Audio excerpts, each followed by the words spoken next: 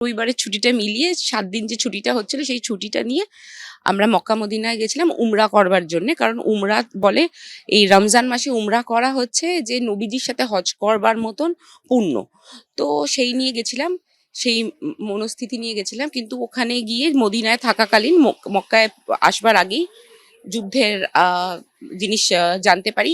খুব অদ্ভুতভাবে মদিনা শরীফে যখন নামাজ পড়ছিলাম, জুম্মার নামাজে বসেছিলাম, তখন দেখতে পাই একটা একটা একটা ফাইটার প্লেন যাচ্ছে ওপর থেকে, যেটা আমার খুব অবাক লাগলো। মানে দূর এয়ার স্পেস থেকে একটু, যে মানে ওই দিক থেকে জেনারেলি যায় না। কিন্তু তখন জানতাম না, পরের দিনে জানতে পেরেছি রাত্রির বেলা যে এরকম ঘটনা ঘটে গেছে, এত মানুষের মৃত্যু হয়েছে। খুব একটা ভয় লাগা বা চিন্তা করা এরকম কিছু হয়নি। যেটা হয়ে গেছিল সেটা হচ্ছে যে কলকাতা থেকে বাবা বারবার করে ফোন করছে যে ফেরত চলে আয়, ফেরত চলে আয়, অবস্থা মানে খারাপ হয়ে যাচ্ছে।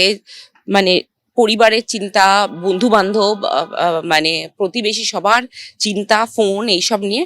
তারপরে যেটা হলো যে আমাদের 4 তারিখে ফেরবার কথা ছিল।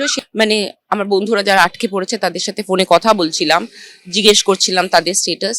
তো ওরা মানে সাধারণ যে মানুষ, মানে যারা আমরা কলকাতা থেকে এসেছি, আমাদের এটাই ঘর, আমরা কলকাতায় ফেরত আসতে চাইছি, যে যুদ্ধের সময় আমরা আমার ভারতবর্ষে ফেরত যাই বাবা।